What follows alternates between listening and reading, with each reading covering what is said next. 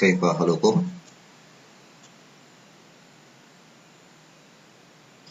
Pada pertemuan kali ini kita akan membahas tentang kata ganti yang dalam bahasa Arab disebut ad-dhamir. Nah, berikut ini kita akan membahas tentang kata ganti yang dalam bahasa Arab disebut ad-dhamirul muttasilu. Ad-dhamir muttasil artinya kata ganti yang melekat atau terhubung dengan satu kata yang biasanya untuk menyatakan kepemilikan atau kepunyaan. Dan biasanya diletakkan pada akhir sebuah kata benda. Dia tidak terletak di depan kata benda, tapi di akhir kata benda. Nah, umpama saya guru beda dengan kata ganti ini. Kalau saya guru, kata gantinya saya itu di depan kata benda guru. Tapi untuk kata ganti dhamir muttasil, sayanya diletakkan di akhir kata benda. Jadi umpamanya saya guru, ketika kita ingin menggunakannya menjadi dhamir muttasil, maka dirubah menjadi guru saya. Maka guru itu artinya guru yang kita miliki atau yang kita punyai. Seperti itu. Nah, dalam bahasa Arab paling tidak ada 14 kata ganti kepunyaan ini. Ini yang bertuliskan warna merah, ini kata gantinya. Ada hu, huma, hum, ha, huma, hunna, ka, kuma, kum, ki, kuma, kunna, bi atau ya mati, dan na. Penjelasannya begini. Hu, huma, hum, ketika kata ganti ini digunakan untuk orang ketiga, yang artinya dia, nya, atau mereka. Nah, dan digunakan pada kepunyaan yang laki-laki. Umpama, sepatu ini punyanya si Ahmad. Maka kita menyatakan nantinya hizauhu, sepatunya. Nya itu kembali ke Ahmad. Jadi tidak tergantung dengan kata bendanya. Walaupun kata bendanya nanti perempuan, umpama kurosatun itu karena ada tanda perempuan tak marbuto pada akhir kata kurosatun, tapi ketika yang memiliki kurosatun itu adalah laki-laki, maka tetap kurosatuhu, hu-nya itu kembali kepada yang punya kepunyaan itu. Kemudian kata ganti berikutnya ada ha, huma, hunna. Ketika kata ganti ini digunakan untuk orang ketiga, dia, nya, atau mereka, tapi kepunyaannya perempuan. Hizaun itu dalam jenis kata benda bahasa Arab tergolong dalam kata benda jenis laki-laki karena tidak ada tanda tun atau tamar buto pada akhir kata benda itu. Nah, tapi ketika yang mempunyai hizaun itu perempuan, nya perempuan, maka hizauha. Artinya kata ganti itu untuk menggantikan orang yang memiliki benda tersebut atau yang mempunyai benda tersebut. Berikutnya ka, kuma, kum. Ketika kata ganti ini digunakan untuk orang kedua, engkau, kamu, atau kalian, pada kepunyaan laki-laki, sama seperti tadi.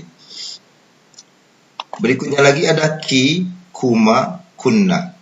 Ketika kata ganti ini digunakan untuk orang kedua, engkau, kamu, atau kalian, tapi pada kepunyaan perempuan, yang memiliki benda itu perempuan, sama penjelasan pada awal tadi. Berikutnya ada ya dan na. Ya mati dan na. Kedua kata ganti ini digunakan untuk orang pertama, saya atau ku, kami atau kita.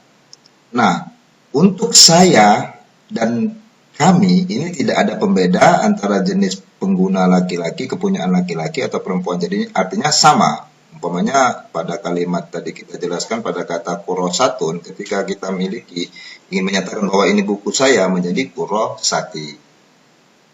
Ya, atau buku saya, baik itu laki-laki atau perempuan tetap sama menggunakan kurosati, tidak ada pembeda. Contoh dalam penggunaan kalimat.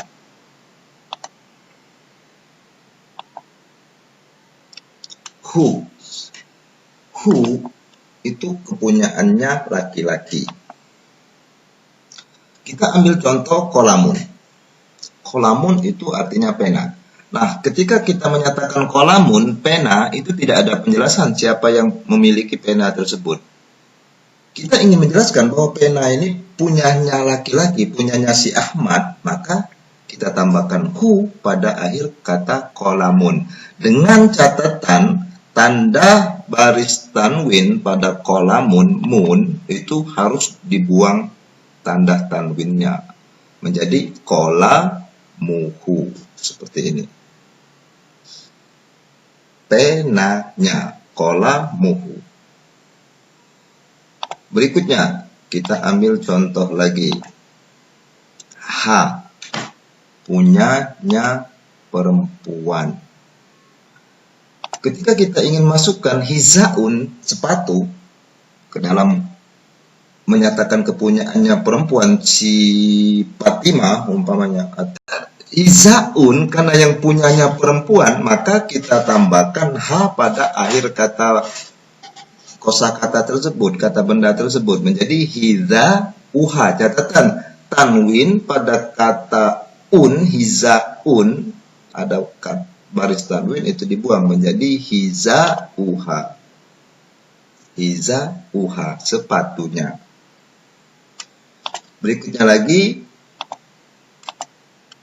huma. Ketika kita ingin menjamungkan dengan kata ganti mutasil, domir mutasil tadi, barisnya harus dibuang menjadi baris satu. Baris di depan saja, hiza'u. Maka menjadi hiza'u huma. Sepatu mereka berdua. Sepatu mereka. Hiza'u huma. Sepatu mereka. Begitu. Nah, berikutnya lagi. Contoh berikutnya untuk penggunaan kata ganti mu atau engkau laki-laki. Kita kembali lagi ke contoh hizaun tadi. Hizaun sepatu. Maka ketika kita ingin menyatakan bahwa sepatumu, maka hizaun menjadi hizauka. Ingat, baris tanwin pada kata benda hizaun dibuang menjadi baris satu baris saja, hizauka, seperti ini. Tidak ada baris tanwin di sini. Tanwin dibuang menjadi hizauka. Berikutnya, contoh berikutnya pada contoh penggunaan untuk mu perempuan. Ki.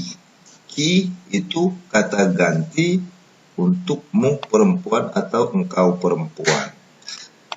Sama seperti tadi, kita ambil contoh satu, hizaun. Hizaun sepatu. Ketika kita ingin menyatakan bahwa ini sepatumu perempuan, maka menjadi hizauki. Hizauki, sepatumu. Terus, contoh berikutnya, nah.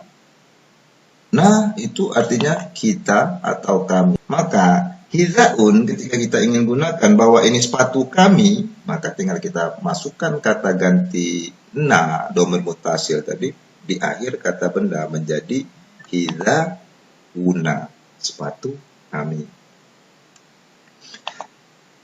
Terakhir, untuk saya.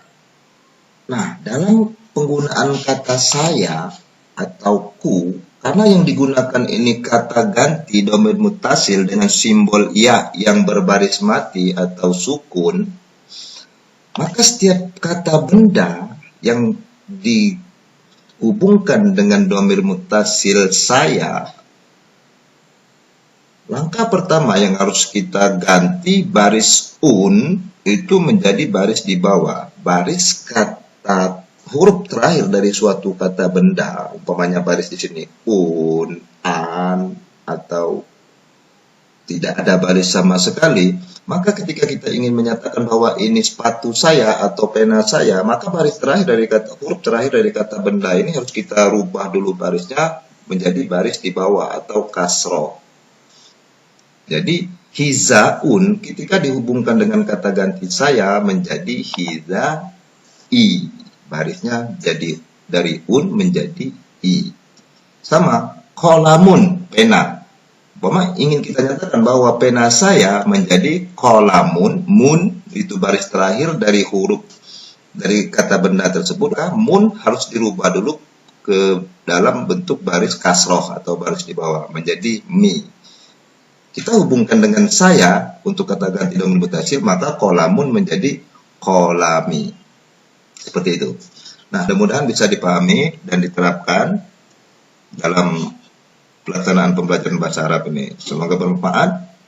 Demikian. Assalamualaikum warahmatullahi wabarakatuh.